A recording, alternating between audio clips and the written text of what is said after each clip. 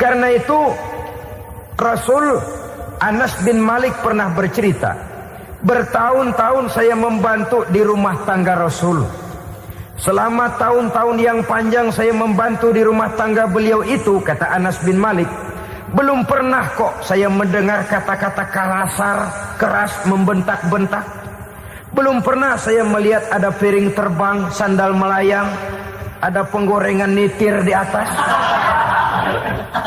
Belum pernah, padahal tahun-tahun yang panjang sudah saya lalui. Itu rumah tangga Rasul.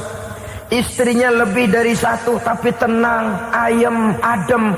Walaupun gosip selalu ada. Ini loh ya, namanya hidup berumah tangga. Jangankan rumah tangga kita manusia biasa, rumah tangga Rasul pun tidak luput dari gosip yang kita kenal dengan hadisul ifki itu. Itu sampai tercatat dalam sejarah. Tetapi yang jelas, dengan istri yang lebih dari satu, rumah tangganya tenang, tentram, adem.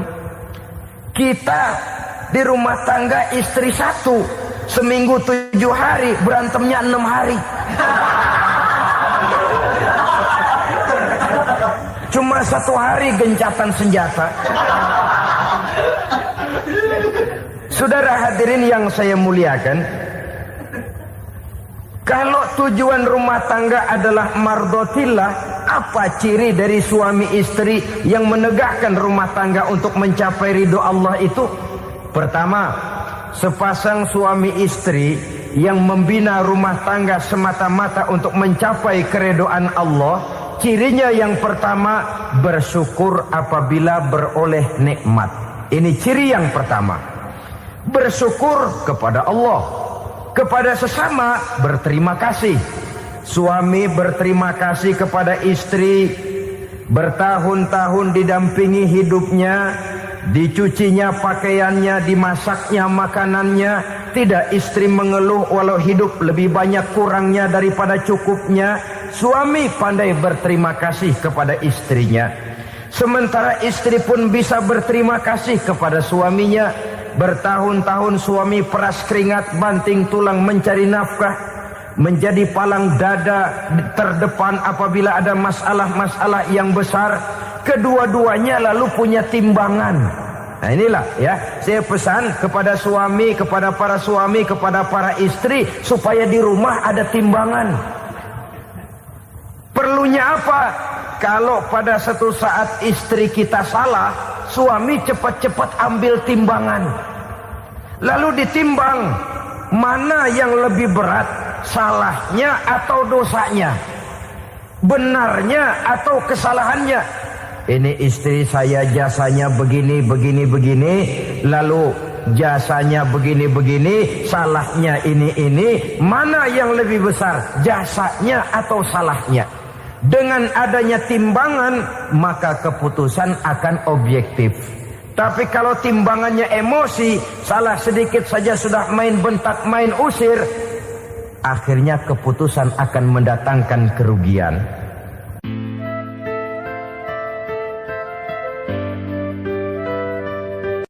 Assalamualaikum warahmatullahi wabarakatuh. Waalaikumsalam warahmatullahi wabarakatuh. Alhamdulillah, wassalatu wassalamu ala sayyidina Rasulillah, sayyidina wa maulana Muhammad ibn Abdullah, wa ala alihi wa sahbihi wa mawala. La hawla wa la quwwata illa billah, amma ba'du. Bapak-bapak, ibu-ibu, saudara-saudara kaum muslimin rahimakumullah. Rumah tangga bahagia menurut agama kita. Sebagaimana yang sama kita maklum bahwa manusia hidup memerlukan idola, memerlukan figur-figur yang akan dijadikan contoh di dalam kehidupannya.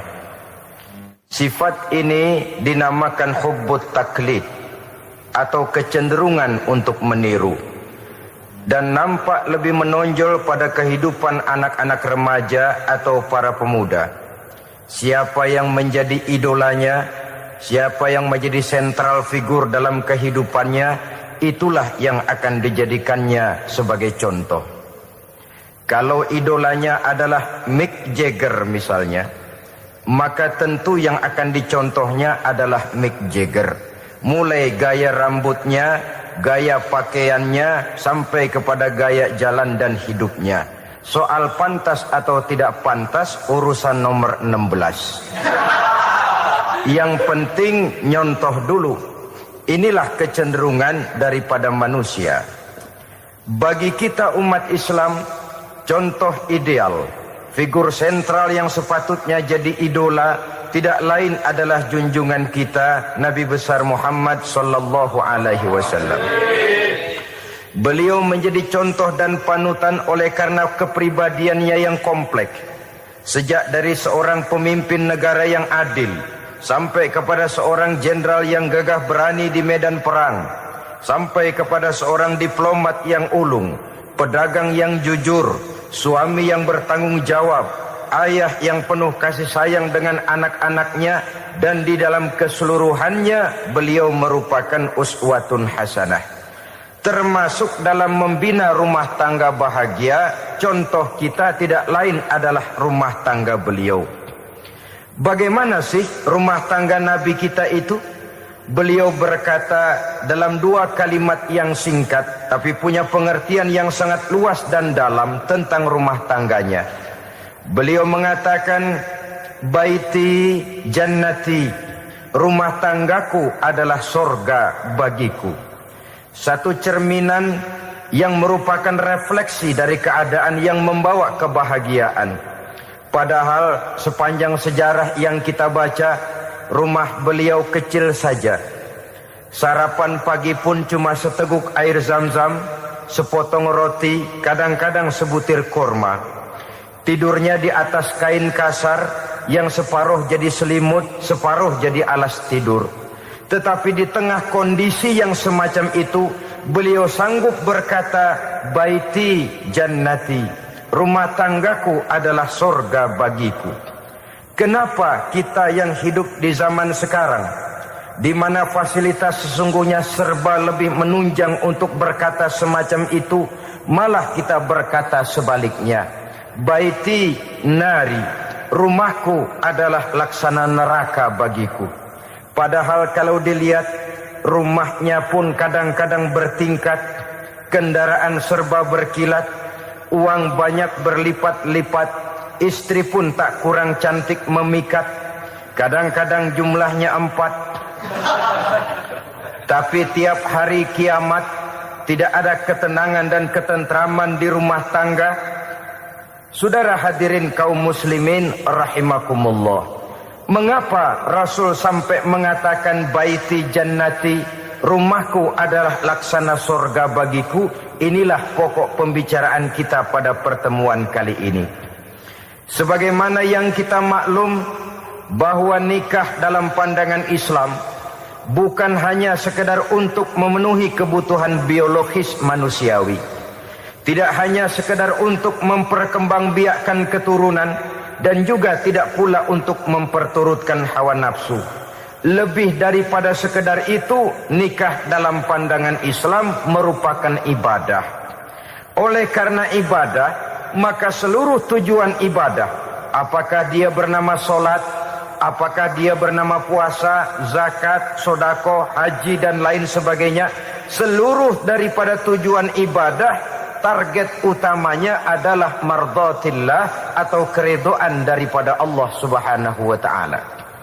Kalau nikah itu ibadah, maka sesungguhnya tujuan utama dari pelaksanaan suatu pernikahan tidak lain hanya untuk mencari keridhaan dari Allah Subhanahu wa taala.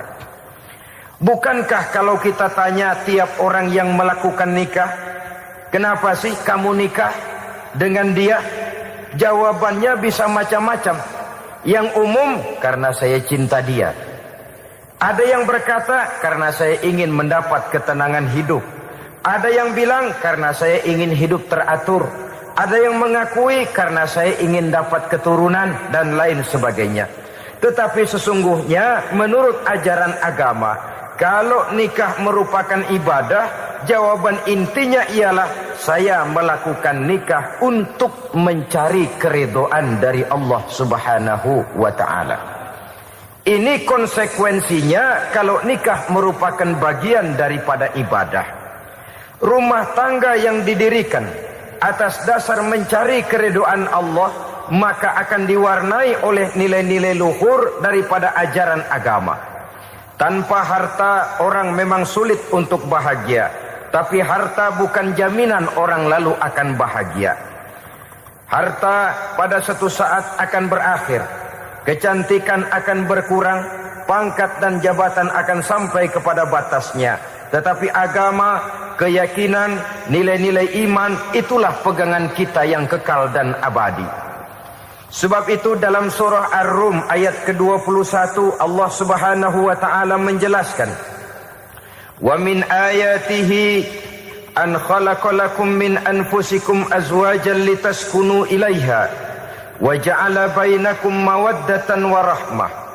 Dan di antara tanda-tanda kebesaran Allah, dijadikannya bagimu istri-istrimu dari diri kamu sendiri, litaskunu ilaiha, agar kamu bisa hidup tenang bersamanya, wa ja'ala bainakum mawaddata wa rahmah, dan dijadikannya di antara kamu rasa cinta dan kasih sayang. Umumnya pernikahan terjadi karena mawaddatan wa rahmah ini, cinta dan kasih sayang. Atas dua dasar itulah rumah tangga didirikan orang. Atas dasar itulah seorang laki-laki dan seorang perempuan memadu janji untuk membagi suka dan duka dalam hidup ini secara bersama-sama. Namun kalau kita renungi ayat ini, Allah tidak hanya menjadikan cinta, tapi Allah juga menjadikan kasih sayang.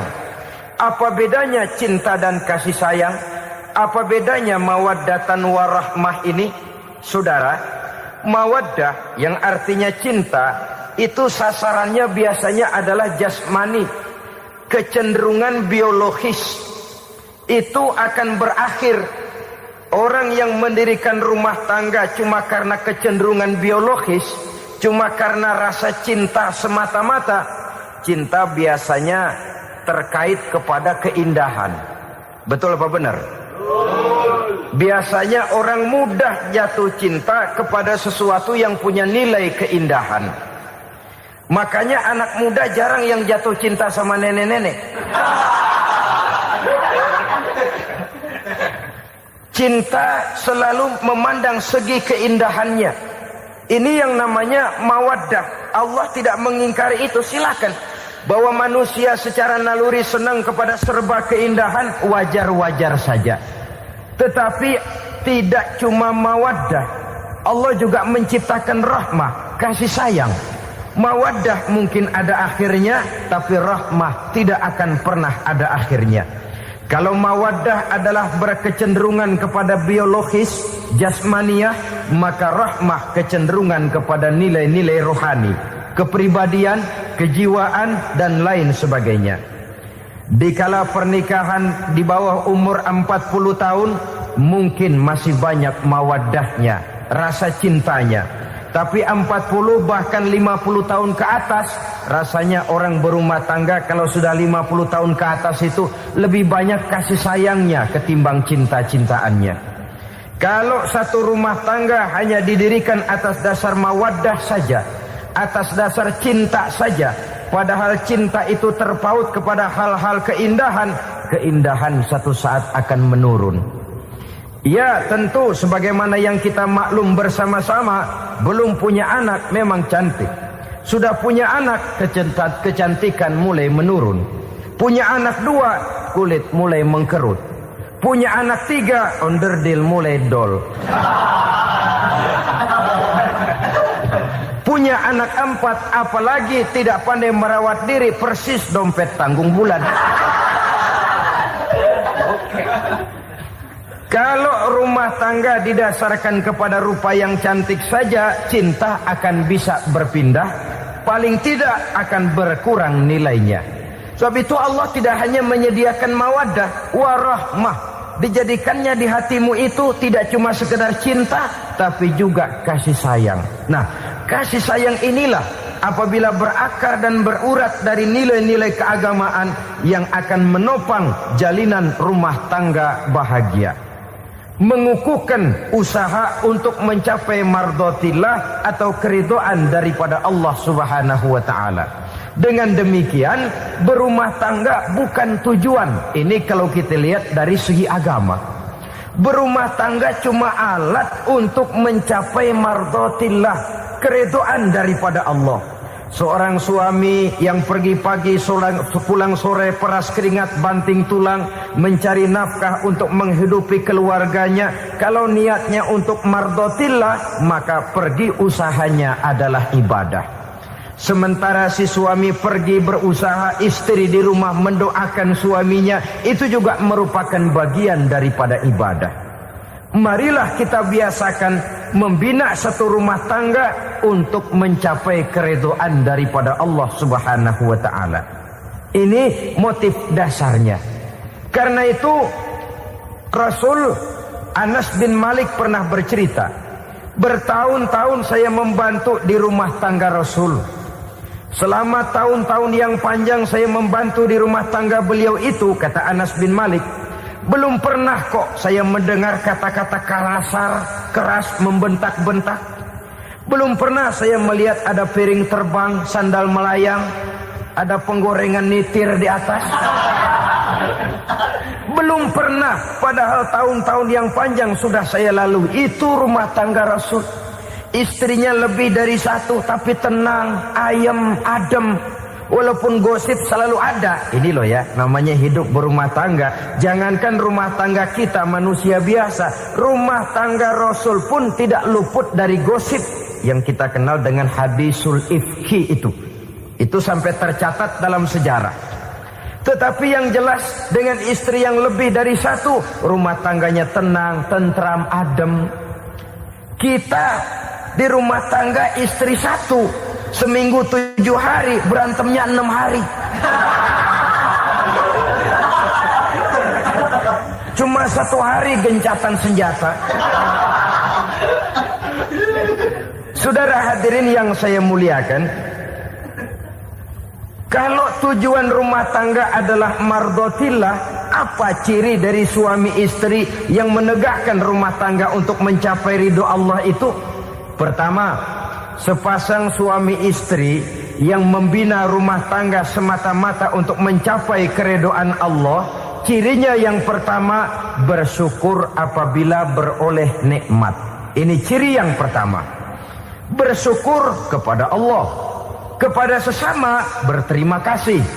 Suami berterima kasih kepada istri, bertahun-tahun didampingi hidupnya, dicucinya pakaiannya, dimasaknya makanannya. Tidak istri mengeluh walau hidup lebih banyak kurangnya daripada cukupnya. Suami pandai berterima kasih kepada istrinya. Sementara istri pun bisa berterima kasih kepada suaminya.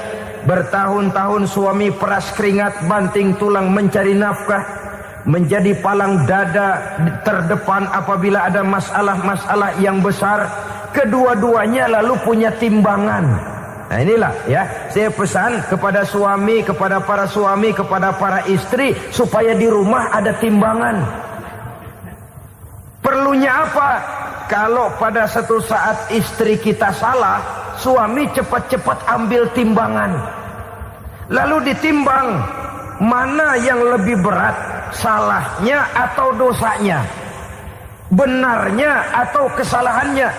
Ini istri saya jasanya begini, lalu jasanya begini, salahnya ini, mana yang lebih besar, jasanya atau salahnya? Dengan adanya timbangan, maka keputusan akan objektif. Tapi kalau timbangannya emosi, salah sedikit saja sudah main bentak, main usir, akhirnya keputusan akan mendatangkan kerugian. Sebaliknya, kalau suami yang salah, istri ambil timbangan, ditimbang mana lebih besar, jasanya atau salahnya. Jangan sampai nanti terjadi pepatah, panas setahun habis dihapus oleh hujan 1 hari. Jasa istri yang puluhan tahun hapus oleh kesalahannya yang sedikit. atau jasa suami yang bertahun-tahun hapus oleh kesalahannya yang sebenarnya tidak seberapa. Akibat apa itu terjadi? Karena tidak adanya timbangan.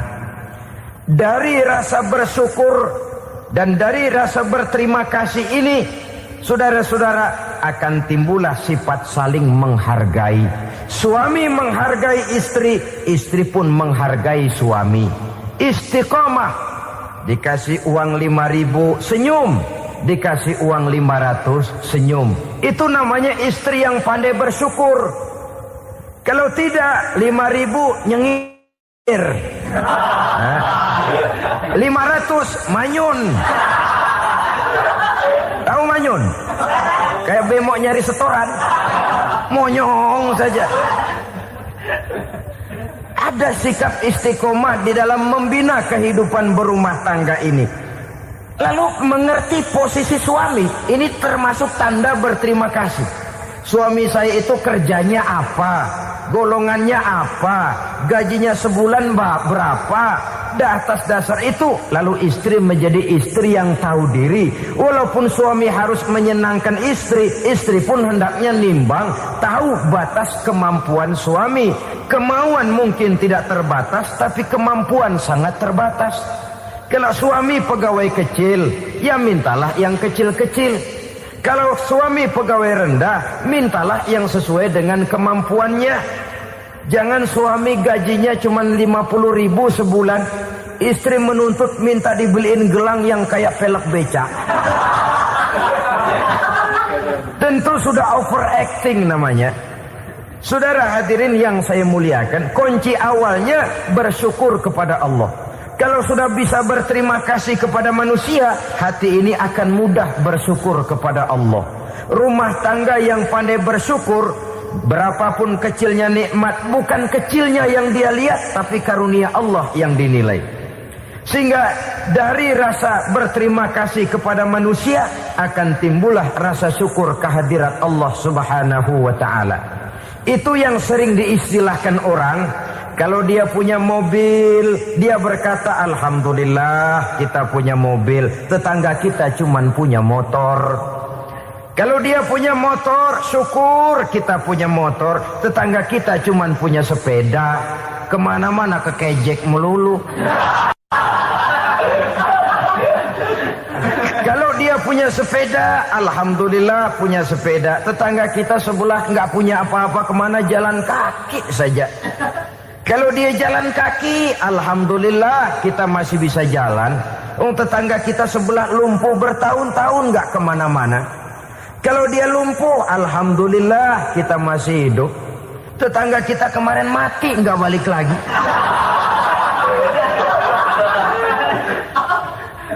Lalu akan timbul rasa syukur. Tapi kalau sudah lumpuh ngelihat yang bisa jalan ngelihat yang naik sepeda, yang punya sepeda lihat yang punya motor lihat yang punya mobil lihat yang punya pesawat. Kapanlah kita ini pandai bersyukur? Sebab kesenangan seperti pelangi, tidak pernah di atas kepala kita, selalu kelihatannya di atas kepala orang lain. Sehingga kalau ngobrol orang sering bilang, lu sih enak lo gue lihat. Gue kebelangsak amat nih ya. Setiap orang ngomong kepada kita begitu nadanya. Kita yang dilihat enak, sementara kita melihat orang lain enak. Tukang tahu melihat tukang tempe enak, tukang tempe melihat tukang tuak enak, tukang tuak bilang tukang sirsak enak. Enak itu seperti pelangi. Namun kalau kita mau merenungi, tidak pernah Allah berhenti memberikan nikmat kepada kita.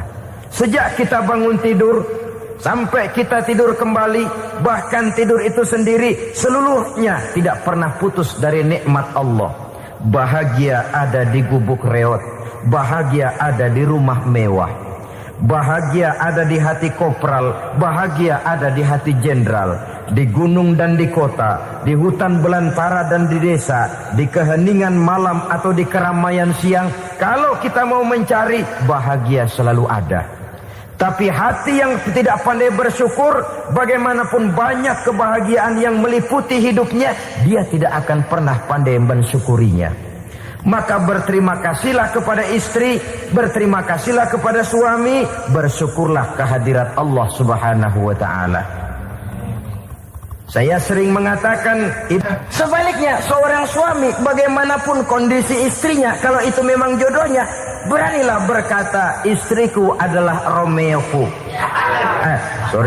Istriku adalah Julietku. Atau istriku adalah Sri Kandiku. Biarin pengkor ya pengkor, nggak ada urusan. Mensyukuri. Kalau tidak mensyukuri, yang timbul lalu sesalan. Kalau sudah sesalan, mudah umpat mengumpat, caci mencaci dalam rumah tangga, lalu terjadilah kegaduhan. Ketenangan sulit kalau sudah tidak ada unsur saling menghargai itu. Lebih celaka lagi kalau sudah mengarah kepada penyesalan. Kata istrinya, bang, gue nyesel kawin sama lu. Suami digituin mungkin gede kepalanya. Kalau lu nyesel apalagi gua, makin nyesel. Iya, coba pikir bertahun-tahun kita berumah tangga, memangnya abang bisa beliin apa sama saya? Itu juga gerobok kalau nggak ngeredit, bang. Kalau nggak ngeredit, memangnya kamu bayar kreditan pakai daun pisang? Saudara hadirin yang saya hormati, ini saya tekankan kepada ibu-ibu karena penyakit perempuan umumnya. Pernah Rasul itu pulang Isra Mi'raj cerita, saya pulang Isra Mi'raj diperlihatkan neraka.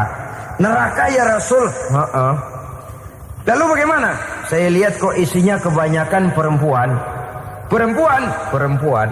Laki juga tidak sedikit. Cuma kebanyakan kok perempuan. Apa perempuan tidak sholat ya Rasul? Sholat. Tidak puasa? Puasa. Tidak ngaji? Rajinan dia sama suaminya. Tapi kenapa lebih banyak di sana? Rasul berkata, hunna yakfurnal ashir. Penyakit umum dari perempuan tidak pandai berterima kasih kepada suaminya. Ini rupanya penyakit umum dari tahun atu. Saudara hadirin yang saya muliakan, jadi rumah tangga yang didirikan atas dasar mencapai ridho Allah, maka kelihatan dari pasangan suami istri menjadi orang yang pandai bersyukur terhadap nikmat. Bukankah dalam surah Ibrahim ayat 7 Allah berjanji, la in syakartum la azidannakum wa la in kafartum inna azabi lasyadid. Kalau kamu pandai bersyukur, aku tambah nikmatku. Kalau kamu ingkar, tidak mau bersyukur, azabku itu hebat dan pedih. Rumah tangga yang suami istrinya tidak bersyukur disiksa oleh perasaannya sendiri. Tetangganya dapat nikmat, dia yang meriang. Tetangganya dapat kesenangan, dia yang sakit hati.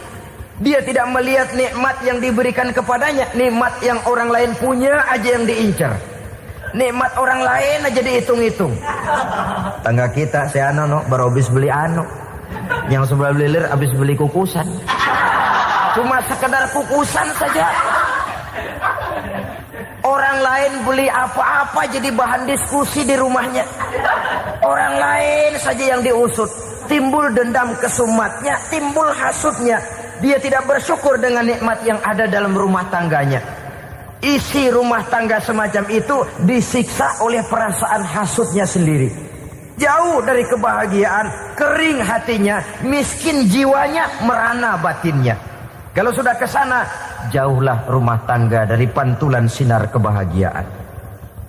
Saudara-saudara, kita lihat rumah tangga Rasul. Dari rumah yang kecil, dari tempat tidur yang sarapnya kain kasar, separuh jadi selimut lagi. Keluar ucapan baiti jannati. Kenapa? Beliau orang yang pandai bersyukur kepada Allah, bisa berterima kasih kepada istri-istrinya, dan istrinya pun pandai berterima kasih kepada Rasul dan bersyukur kehadirat Allah Subhanahu wa taala. Maka nikmat lalu bertambah. Makin kita syukuri nikmat, makin tambah itu.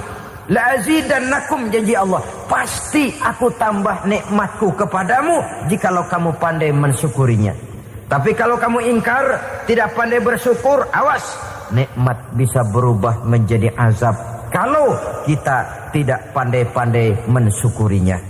Jadi cirinya yang pertama, rumah tangga bahagia itu apabila suami istri pandai bersyukur terhadap nikmat yang diberikan oleh Allah Subhanahu wa taala. Satu.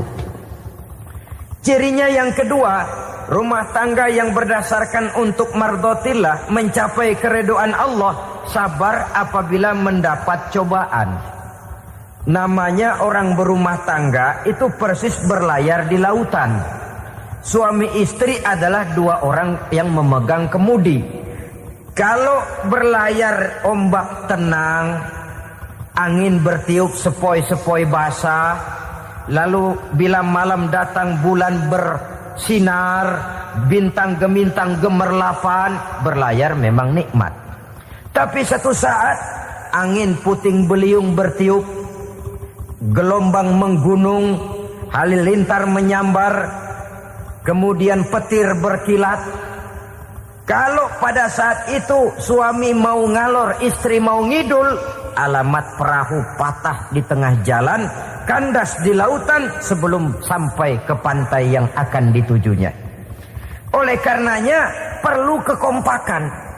Maka sejak awal seharusnya dalam akan membina rumah tangga yang bahagia, itu lebih baik bicara yang pahit-pahit saja, supaya terjadi kesamaan langkah apabila menghadapi kesulitan dan cobaan.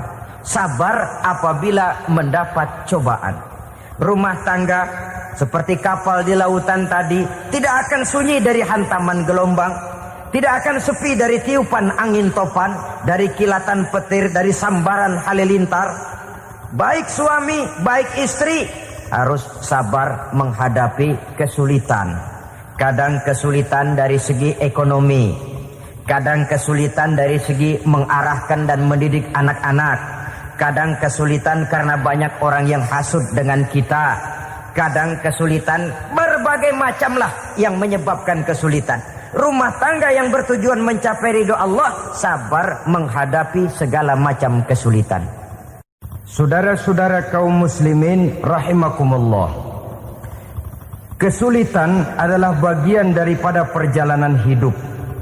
Siapa orangnya yang tidak pernah menemukan kesulitan dalam kehidupan? Rasanya hampir tidak ada. Dan memang kesulitan bukan untuk ditakuti. Kesulitan justru untuk diatasi, dicarikan jalan keluarnya. Begitulah suami istri yang bertujuan mencari ridho Allah. Manakala suami berada dalam kesulitan, istri mencarikan jalan keluar atau berusaha memberikan jalan keluar. Sebaliknya, manakala istri dalam kesulitan, suami bisa mencarikan jalan keluarnya. Sabar dalam menghadapi segala macam kesulitan. Dalam surah Luqman ayat 17, Allah Subhanahu wa taala berfirman, "Wasbir 'ala ma asabak. Inna dzalika min azmil umur." Dan bersabarlah terhadap apapun yang menimpa kamu. Bersabarlah terhadap segala kesulitan yang kamu hadapi, karena sesungguhnya yang demikian itu merupakan sebagian dari perkara-perkara yang telah ditetapkan oleh Allah Subhanahu wa taala. Saudara-saudara kaum muslimin yang berbahagia, kunci sabar sesungguhnya terletak pada keyakinan bahwa segala sesuatu berasal dari Allah dan segalanya akan kembali kepada Allah Subhanahu wa taala. Rumah tangga yang sabar di dalam menghadapi kesulitan-kesulitan biasanya akan lebih mudah mencari jalan keluar. Tapi kalau sedikit kesulitan datang, kita tertimpa oleh kepanikan, oleh kegelisahan, dan oleh ketakutan yang tidak beralasan, maka kesulitan itu bukan saja tidak dapat diatasi, malah rasanya akan menjadi semakin besar di dalam kehidupan kita. Tidak ada rumah tangga yang tidak pernah berhadapan dengan kesulitan, bagaimanapun besarnya rumah tangga itu. Itulah sebabnya kita memerlukan orang lain. Hidup berumah tangga itu seperti orang punya mata. Kalau mata kita kelilipan, kalau mata orang lain kelilipan, gampang kita tiup. Tapi kalau mata kita sendiri yang kena kelilipan, tentu kita memerlukan orang lain untuk meniupnya. Oleh karenanya, suami istri harus saling mencarikan jalan keluarnya. Walaupun kerjanya berbeda, suaminya pergi mencari nafkah, istrinya berdoa di rumah. Kalau perlu melakukan sholat duha, mendoakan agar usaha suaminya dimudahkan, dan begitu selanjutnya. Sehingga dengan adanya kebersamaan, walaupun tidak selalu bersama-sama, maka masing-masing melaksanakan tugas dengan tenang dan merasa yang satu berbuat untuk kepentingan yang lain. Inilah cirinya yang kedua, sabar bila mendapat dan berhadapan dengan segala macam kesulitan. Kadang orang mendapat kesulitan itu berkeluh kesah. Bukan berkeluh kesah, tapi mencari jalan keluar dan mengambil hikmah yang ada di dalamnya apa. Karena bukan kemudahan, kesulitan yang membuat orang dewasa. Bukan kemudahan, tapi kesulitan yang membuat orang berpikir dinamis, kreatif. Kalau seluruh jalan yang kita tempuh mudah saja, gampang saja, rasanya monoton kita ini. Kehilangan dinamika dalam perjuangan. Kesulitan yang membuat orang matang, kesulitan yang menempa kepribadian untuk lebih dewasa menghadapi bahtera kehidupan, membuat pandangan makin arif, wawasan makin luas, dan analisa semakin tajam. Sama saja dalam hidup. Sesungguhnya pujian sering menjadi racun, dan caci maki kalau kita tanggapi secara positif sering membuat kita makin dewasa. Jarang orang berpikir kalau dipuji, tapi baru dia merenung dan mencari diri setelah dicaci maki dan dikritik habis-habisan.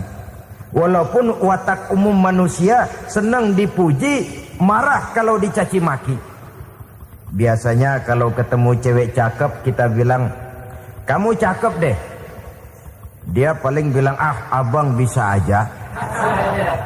Walaupun dia bilang, "Ah, abang bisa aja," hidungnya mah tetap mekar. Seneng kalau dipuji, itu kecenderungan manusia. Marah kalau dicaci maki, marah kalau dikritik. Tapi sesungguhnya pujian sering jadi racun, caci maki sering jadi obat. Orang takut minum obat karena pahitnya, padahal efeknya itu akan lebih memberikan kesehatan kepadanya. Orang takut menghadapi kritik, orang takut dan tidak ingin dicaci maki, padahal itulah yang sesungguhnya menjadi cambuk kalau tidak dia salah tanggap, menjadi sugesti yang mendorong dia lebih maju lagi. Karena memang bukan pujian, tapi caci maki dan kritik yang membuat kita makin berpikir tajam. Jadi rumah tangga yang berhadapan dengan kesulitan demi kesulitan, biasanya kalau ditanggapi dengan sabar akan makin mengokohkan fondasi rumah tangga itu sendiri. Tapi kalau kesulitan dihadapi dengan tidak sabar, lalu mencari jalan pintas, kesulitan ekonomi, kebetulan istrinya cakep, istrinya disuruh ngojek. Dah lu ngojek aja deh, gue nungguin setoran dah. Suami tapak di rumah. Saudara hadirin yang saya muliakan, buat sepintas memang mendatangkan materi itu, mengatasi kesulitan ekonomi. Tapi apakah bahagia?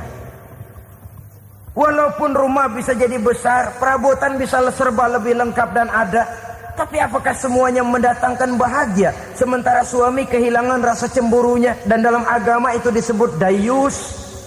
Dayus, suami yang tidak punya rasa cemburu kepada istrinya. Dan orang dayus kayak begitu, haram mendapat bau sorga.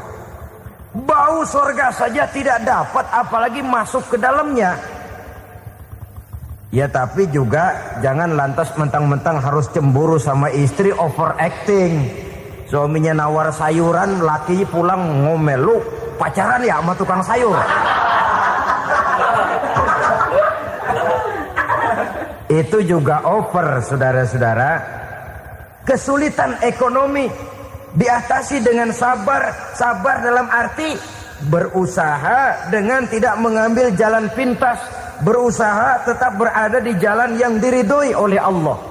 Ini yang jadi problema ini rumah tangga sekarang ini, kesulitan ekonomi, di mana lapangan kerja sulit, di mana persaingan hidup tajam, sedangkan kita hidup ingin seperti orang lain. Kita mudah gelap mata, mudah picik pandangan, mudah sulit pertimbangan, lalu mengambil jalan pintas. Kadang menjual akidah. menjual keimanan. Kebetulan penderingan kering, ada yang nawarin beras 3 liter sama Supermi 2 bungkus. Hari Minggu diajak ke gereja mau. Itu iman kena beras 3 liter telap. Kesulitan ekonomi, saudara-saudara. Sehingga Imam Ali pernah berkata, kadal fakru ayyakuna kufran. Kemiskinan memang mudah membawa orang kepada kekafiran, kepada perbuatan-perbuatan yang bisa mengundang kekafiran.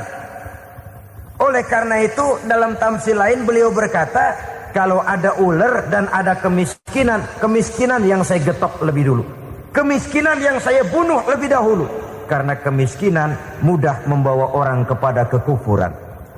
Bagaimanapun sulitnya ekonomi yang dihadapi dalam rumah tangga, percayalah satu saat jalan keluarnya mesti ada. Mesti ada. Jangan sampai mengambil jalan pintas yang membuat kita keluar dari jalan yang ditinjau dari segi kemasyarakatan pun mendatangkan aib, ditinjau dari kehormatan berkeluarga pun mendatangkan nista, ditinjau dari segi ekonomi pun barangkali tidak akan mendatangkan kelimpahan materi. Jalan pintas pada umumnya, saudara-saudara, hanya memberikan kenikmatan yang sekejap. Dan apalah itu artinya kalau harus mengorbankan kesenangan yang abadi dan kekal. Kadang-kadang mengorbankan anaknya sendiri, anaknya dikomersilkan. Pokoknya siapa yang nyamper lu berangkat aja dah. Asal pulang nenteng pisang sama jeruk sebongsang, orang tua udah anteng aja udah. Saudara hadirin yang saya muliakan, setiap kita selalu berhadapan dengan kesulitan. Karena itu rumah tangga yang bertujuan mencapai mardhatillah, mereka sabar dalam menghadapi kesulitan. Tidak ada beras, puasa saja, puasa sunnah. Puasa sunnah, lapar tapi ada pahalanya. Daripada tidak puasa lalu ngegerundel, brengsek Tuhan. Gue sembahyang melulu, lapar juga. Sudah lapar, tidak berpahala. Bukankah Rasulullah sendiri kalau pulang ke rumah Aisyah lalu berkata, ya Humairah, ada makanan hari ini? Ada makanan yang? Enggak ada bang. Alhamdulillah, kalau begitu saya puasa. Pulang dari mana-mana, perut lapar, mau makan tidak ada makanan. Bukan marah, bukan ngamuk, puasa. Maka boleh puasa sunnah, niatnya udah siang, jam 10, jam 11, asal dari pagi belum makan apa-apa. Niatnya jam 10, sah, dengan catatan dari pagi belum makan apa-apa. Jangan sudah sepiring setengah baru niat, itu lain. Itu ngojek namanya itu. Pengertian dalam kesulitan. Satu malam beliau pulang dari masjid agak larut. Habis ngajar banyak yang bertanya, ketuk pintu, Assalamualaikum, Assalamualaikum. 3 kali beliau memberi salam, tidak ada jawaban, tidak dibukakan pintu. Rupanya istri beliau lelah bekerja di waktu siang, tidurnya pules benar.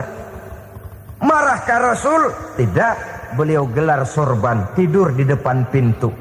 Asraful anbiya wal mursalin ini, Rasul termulia ini, karena menghargai istrinya, tidur di depan pintu. Sampai Aisyah bangun sepertiga malam, terkejut buka pintu, suaminya ada di depan pintu. Beliau bangunkan. Ketika dibangunkan, Rasul lebih dulu berkata, maaf sayang, saya pulang terlambat. Sudah nggak dibukain pintu, tidur di depan, dibangunin, beliau duluan yang minta maaf. Pengertian. Kalau emosi, memang nggak dibukain pintu, tidur di depan. Begitu dibukain, yang enak kita tunjuk jidatnya.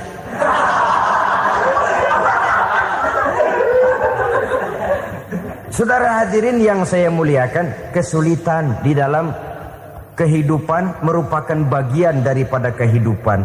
Bukan untuk ditakuti, tapi untuk diatasi. Bukan untuk dihindarkan, tapi dicarikan jalan keluarnya. Hadapilah kesulitan dengan baik sangka kepada Allah, dengan lapang dada, dan dengan tetap bersabar menghadapinya. Kenapa? Karena tujuan kita mendirikan rumah tangga, mencapai ridho Allah. Kalau anak kita perjualbelikan, kalau istri kita komersilkan, kalau akidah kita jual untuk mempertahankan rumah tangga, bukankah makin jauh saja rumah tangga itu dari ridho Allah? Ini tujuan utamanya. Yang ketiga, rumah tangga yang bertujuan mardotillah itu, suami istri yang merupakan fondasi di rumah tangga, suami sebagai pemimpin, istri sebagai pembina, selalu musyawarah dalam menyelesaikan persoalan. Walaupun istri ditakdirkan sebagai pemimpin dan suami sebagai pemimpin dan istri yang dipimpin, tapi agama menganjurkan musyawarah. Jangan mentang-mentang istri nyari duit, suami nyari duit, lalu menteleng. Segalanya mau diktator, segalanya mau sendiri. Rumah tangga yang bertujuan mencapai ridho Allah selalu didirikan atas dasar musyawarah. Sehingga apabila sesuatu itu dihasilkan dari suasana musyawarah, tidak akan melahirkan penyesalan di belakang hari. Kalau tidak, berjalan menurut seleranya masing-masing, belakangan timbul penyesalan, akhirnya main salah menyalahkan. Kalau sudah saling salah menyalahkan, itu artinya sudah saling mengungkit kekurangan masing-masing. Akibatnya tidak ada lagi saling menghargai. Jadi dengan demikian musyawarah di dalam menyelesaikan persoalan. Menghadapi kesulitan ekonomi, musyawarah. Menghadapi kenakalan anak, musyawarah. Akan membeli ini dan itu, sebaiknya juga musyawarah. Kalau merupakan hasil musyawarah, maka saudara-saudara, hasilnya pun akan dihadapi oleh bersama. Enak rasakan bersama, tidak enak rasakan bersama. Kenapa? Tadinya musyawarahnya bersama-sama juga. Lah kalau hasil sendirian, giliran enak mungkin yang satu mau ikut, giliran tidak enak yang satu nuding, gua kata juga apa? Kan begitu akibatnya kalau tidak berdasarkan musyawarah lebih dahulu. Maka insya Allah hasil musyawarah ini setidaknya tidak akan mendatangkan sesalan di belakang hari nantinya. Saudara-saudara kaum muslimin rahimakumullah. Ciri yang keempat, sepasang suami istri yang bertujuan mencapai ridho Allah dalam upaya mencapai rumah tangga bahagia itu tawakal apabila mempunyai rencana. Tawakal berserah diri kepada Allah. Bukan berserah diri dalam artian mutlak yang mengarah kepada fatalism atau predestination. Kita sering mengartikan tawakal secara salah. Belum apa-apa sudah menyerahkan diri kepada Allah. Emang semuanya terjadi menurut maunya Allah dah. Gak usah ngapa-ngapain, bagaimana Tuhan aja dah. Lapar juga nggak usah makan, kalau takdirnya kenyang pan kenyang. Ya udah lapar terus kita. Makan dulu, perkara nanti kenyang apa tidak, itu baru tawakal. Kalau sakit ke dokter, soal sembuh atau tidak, baru tawakal. Artinya usaha itu ada. Setelah suami berusaha, istri berusaha, selebihnya tawakal. Apa perlunya tawakal? Apabila berhasil tidak lupa daratan, apabila berhasil tidak lupa diri, apabila gagal tidak putus asa. Sehingga dengan demikian dari tawakal ini lahirlah pondasi yang kokoh membina rumah tangga yang bahagia dalam upaya mencapai keridhaan daripada Allah Subhanahu wa taala. Apapun yang kita laksanakan di rumah tangga, tujuan intinya tetap untuk mencapai keridhaan Allah. Beli kendaraan untuk mencapai ridho Allah. Lalu dipakai ngaji, dipakai ke masjid dan sebagainya. Beli peralatan rumah tangga untuk mencapai ridho Allah. Mendidik anak untuk mencapai ridho Allah. Membantu keluarga untuk mencapai ridho Allah. Dan begitu selanjutnya. Tawakal apabila mempunyai rencana. Kemudian cirinya yang kelima, suami istri yang bertujuan mencapai ridho Allah selalu mempererat silaturahmi. Sebab seperti sudah saya sampaikan pada pertemuan terdahulu, dalam berumah tangga itu ada orang tua, ada mertua. Itu cuma perbedaan istilah, tapi hakikatnya adalah sama. Jangan karena perbedaan istilah lalu menyebabkan kita berbeda sikap. Kalau sudah berbeda sikap, tentu akan melahirkan perasaan yang tidak simpatik. Sebaiknya suami istri kalau sudah berumah tangga, Jadikanlah orang tua tempat cerita yang enak saja. Yang tidak enak telan berdua, yang pahit rasakan berdua, kesusahan dan kesulitan atasi berdua. Giliran enak ngomong sama orang tua, giliran senang cerita sama mertua. Sekarang kan kita balik, kalau lagi senang duitnya banyak, anteng di rumah, kalem aja. Tapi lalu waktu susah, waktu susah, cerita kepada orang tuanya, cerita kepada mertuanya. Lalu kapan kita mau menyenangkan orang tua?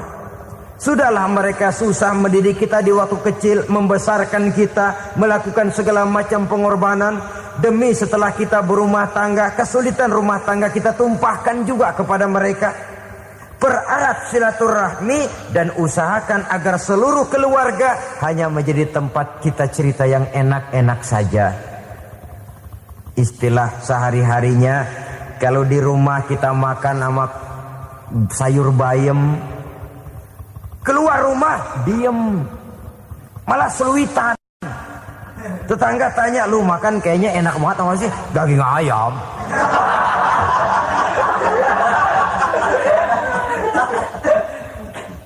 Lalu tetangga kan akan berbisik, gitu, makannya tuh orang enak bener ya, rumah tangganya tiap hari makan sama daging ayam. Biarlah paling kurang itu jadi doa, daripada kita makan sama kangkung lalu ribut ngomel di mana-mana. Gua kesel banget sama bini gua. Di warung ceritanya lagi. Kenapa? Saban sari gua direbusin kangkung mulu. Brengsek. Di warung cerita ada RT, ada RW. Gara-gara makan sama kangkung se-RT tahu. Akhirnya mungkin kalau kita berangkat orang hitung dari jauhan. Lihat, kangkung liwat.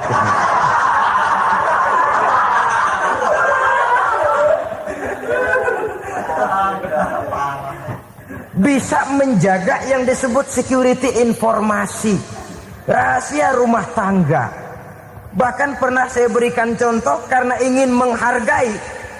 Suami beliin kain batik buat istrinya. Istri tahu begitu sepintas, nih kain jelek nih. Tapi karena mau menyenangkan suaminya, dia bohong. Bagaimana bu, kain yang bapak beliin? Aduh bagus bener pak. Bagus sekali itu kain. Warnanya pak emang yang model begitu tuh. Tetangga kita mana ada yang pakai kain begitu pak. Ya emang nggak ada, jelek. Menghargai. Sebab kalau waktu itu si istri jujur, yang timbul sakit hati suami. Bagaimana bu kain yang saya beliin? Goblok lo. Kain begitu dibeliin di pasar juga banyak 1.400. Campur odol lagi. Sudahlah suami punya niat baik, sampai rumah digoblok-goblokin, tidak ada lagi rasa saling menghargainya. Begitu pentingnya mempererat silaturahmi ini, sampai Nabi berpesan, isnani la yanzurullahu ilaihima yaumal qiyamah qati'ur rahim wa jarus su'. Ada dua golongan manusia yang di akhirat nanti tidak akan dilihat oleh Allah, tidak akan diopeni oleh Allah, didiemin aja. Siapa mereka? Pertama, orang yang suka memutuskan silaturahmi. Yang kedua, tetangga yang jahat dengan tetangganya. Dua golongan manusia ini, pemutus silaturahmi, kemudian juga tetangga yang jahat dengan tetangganya, ini tidak akan dipandang oleh Allah di hari akhirat nanti. Jadi, pererat silaturahmi. Sebab kita ini zon politikan, makhluk yang bermasyarakat, yang tidak bisa hidup sendirian. Setiap kita memerlukan orang lain. Kita disebut kaya karena ada yang miskin. Kita disebut alim karena ada yang awam. Kita disebut berkuasa karena ada rakyat jelata. Tanpa rakyat tidak ada penguasa. Tanpa yang miskin tidak ada orang kaya. Kalau tidak ada yang jelek, siapa yang bilang cakep? Karena ngimbangi. Saudara hadirin, atas dasar ini mestinya kita selalu bersyukur dalam segala posisi. Tidak lalu salah terima kepada karunia yang diberikan Allah kepada kita. Saudara hadirin yang saya hormati, pererat silaturahmi, jadikan orang-orang tua kita tempat kita cerita yang enak-enak saja. Yang tidak enak, telan sendiri, usahakan sendiri, carikan jalan keluarnya sendiri.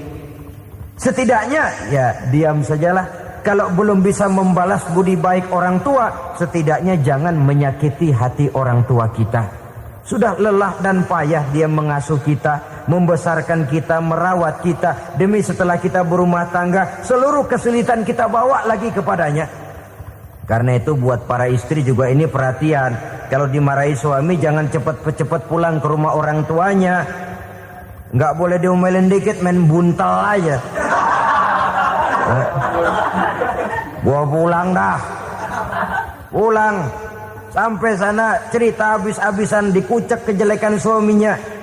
Nanti 2-3 hari balik aja lagi. Kan nggak lucu jadinya. Saudara hadirin, begitu juga suami. Mencaci maki habis istrinya, 2-3 hari baik aja lagi. Konyol, istrinya sudah dicaci maki habis-habisan, dijeleki leluhur-leluhurnya, 2-3 hari baik lagi. Mesraan lagi. Kata bininya dalam hati, gua lu jelekin juga, lu pakai juga, kayak.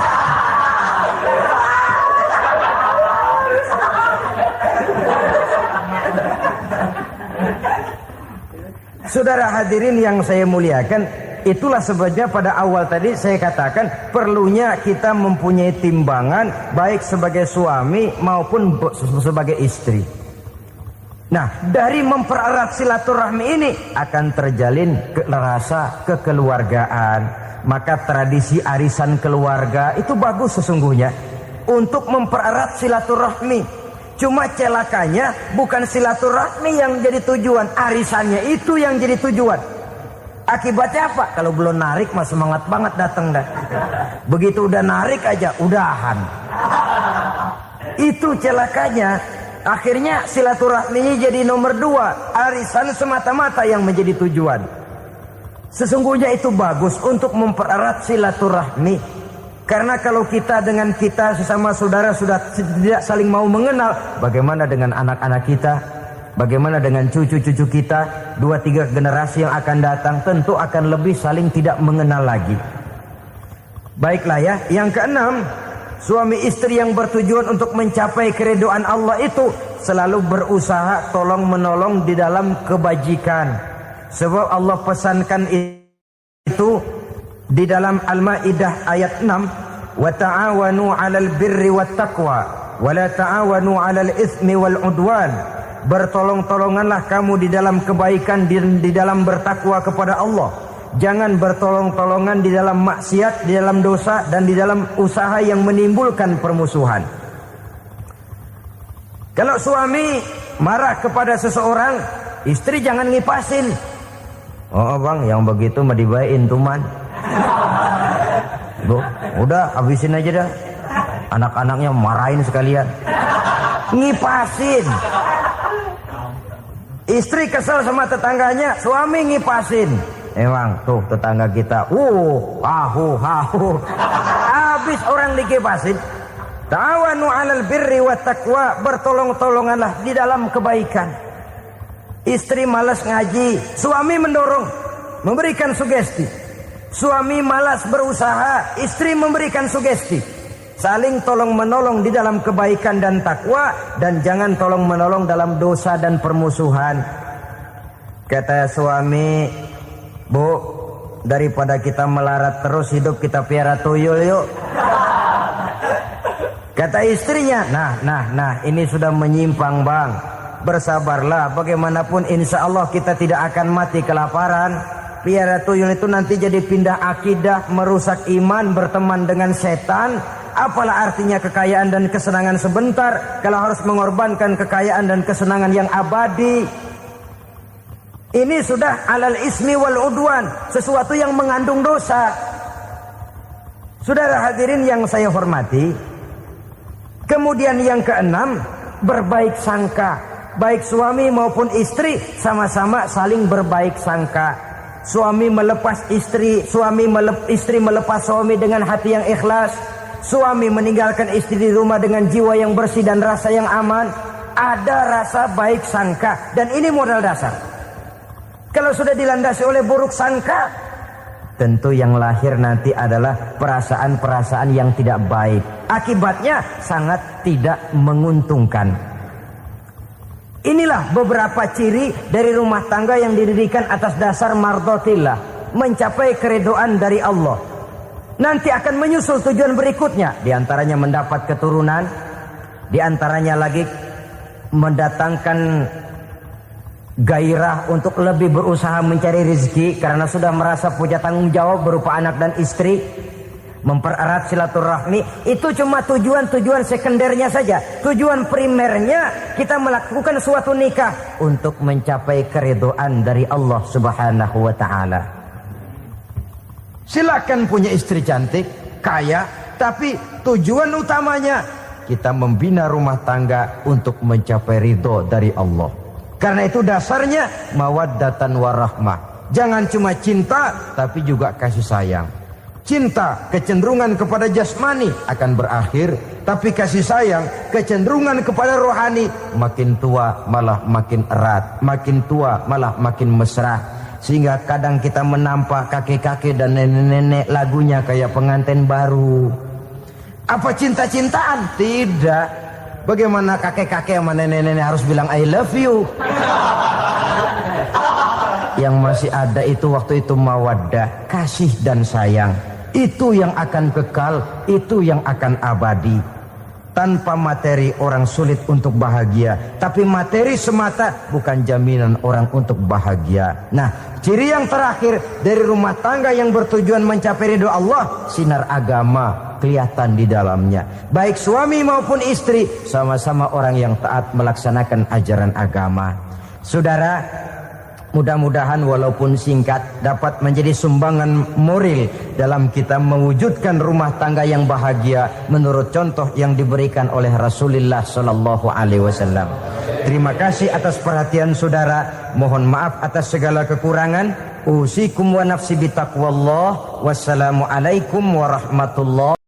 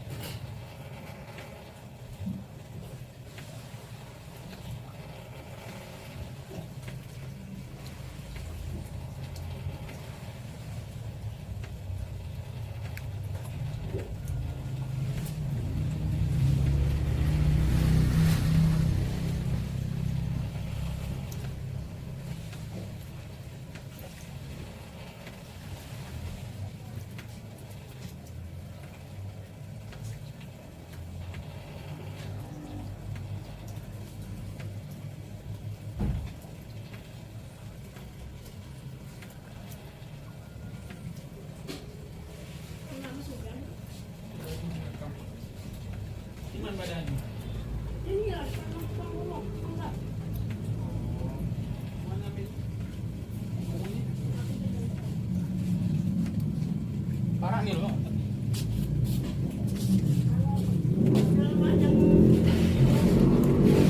Nah, tungguin lagi tuh. Tungguin itu aja. HP ku. Rekam. Jema, tunggu di sini lah nih. Aku tengah ambil gas. Pada tukang burung yang ada galak jualan es tuh kan. Kan tukang burung. Di Aku depan. depan nih pacar, ngerti aku tuh. Semono. Tak nak semono. Tukang jalan es wakit ni. Pasar puasa kan. Kalau kemang lo mas nungan kerja sini. Aku mah ambil gas. Senungan gas dia yang pasar yang tersebut. Kalau mak ambil gas.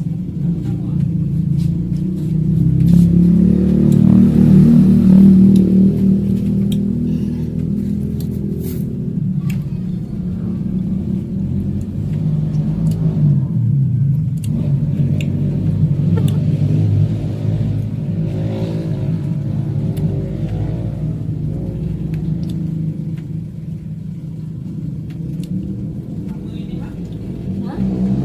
Oh dia ambil bayar itu. Mana aja Bim? Oh dia bayar. Oh dia yang. Aku sama coba.